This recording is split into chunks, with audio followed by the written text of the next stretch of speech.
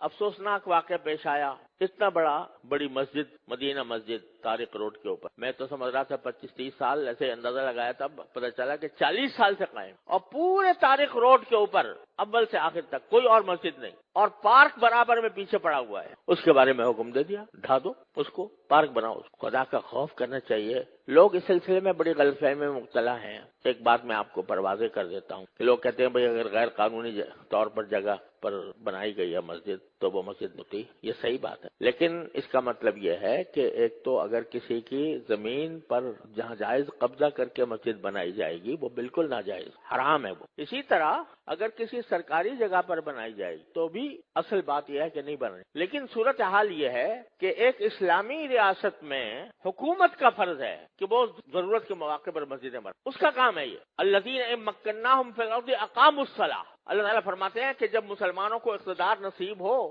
تو پہلا کام ان کا یہ ہے کہ نماز قائم کرنے کے لیے جگہ بنائیں، نماز قائم. تو یہ حکومت کا کام. لیکن اگر حکومت پہلو تہی کر رہی ہے، آپ بتائیے، خود سوچ کے بتائیے کہ سارے ملک میں یا آپ اپنے شہر کی بات کر لیجئے، کوئی ایک مسجد بتا دیں جو حکومت نے بنائی ہو. یعنی حکومت نے اپنے خرچے پر تعمیر کی، مندر تعمیر کر لیا، وہاں گردوارہ تعمیر کر لیا سکھوں گے، لیکن کوئی مسجد تعمیر کی ہو اپنے خرچ پر، کم از کم میرے علم. تو جب حکومت کوتاہی کر رہی ہے اپنے فریضے میں تو کیا مسجدوں سے خالی ہو جائیں شہر؟ اس صورت میں اگر مسلمان کسی ایسی جگہ پر جو کسی کی ملکیت نہیں ہے، سرکاری ہی صحیح، وہاں پر اگر وہ مسجد تعمیر کرتے ہیں یہ ان کا فریضہ ہے. اگر حکومت نہیں کر رہی تو مسلمانوں کا فریضہ ہے کہ مسجدیں بنائیں. اب اس جگہ کہیں دور دور تک پورے شہر اس میں مسجد نہیں تھی، اور پھر بھی ایسا نہیں ہے کہ ویسے ہی قبضہ کر کے راتوں رات مسجد تعمیر کر دی گئی ہو. واقعہ یہ ہے کہ وہ اس کے لیے انہوں نے سوسائٹی کی اجازت لی، بلڈنگ کنٹرول اتھارٹی سے نقشہ پاس کرایا اور اس کے بعد وہ مسجد بنی،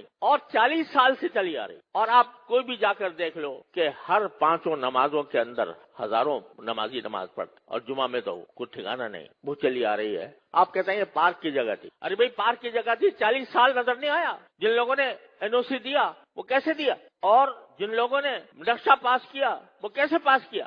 آپ 40 سال کے بعد آ کر کہتے ہیں کہ یہ غیر قانون. اور میں نے وہ فیصلہ دیکھا جس فیصلے کے تحت یہ بات کہی. افسوس ہوتا ہے کہ اتنا بڑا مسئلہ اور مشکل سے میرے خیال میں 20 سطروں میں لکھا گیا ہے، 20-22. صرف اتنا ہے کہ کمیٹی کا ایک ممبر ہمارے سامنے پیش ہوا اور اس سے ہم نے پوچھا کہ بھئی اس کی کیا قانونی کوئی اجازت آپ کے پاس ہے؟ اس نے کہا جی میرے پاس تو. اب ایک ممبر ہے کمیٹی کا، کوئی صدر بھی نہیں، سیکریٹری بھی نہیں، مسجد کا متولی بھی نہیں. اس سے پوچھ لیا، اس نے کہا جی میرے پاس تو نہیں. کہنے کا معلوم ہو گیا کہ کوئی نہیں ہے، لہذا اس کو 1 ہفتے کے اندر ختم کر. تو بڑا افسوسناک قسم کی بات ہے.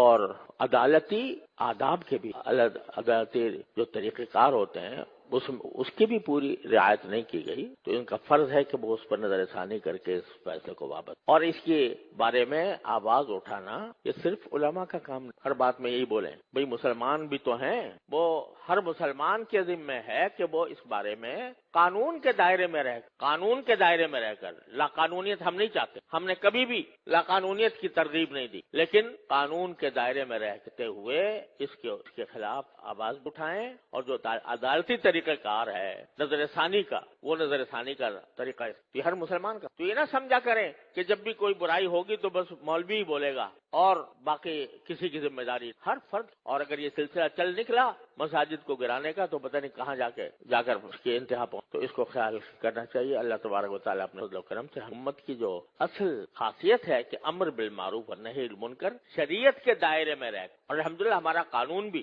اور آئین بھی کوئی اس کے تحفظ دیتا ہے، تو اس کے دائرے میں رہ کر اس کے بارے میں جتنا کسی مسلمان سے ہو سکے وہ کرنا. تو آخر دعوانا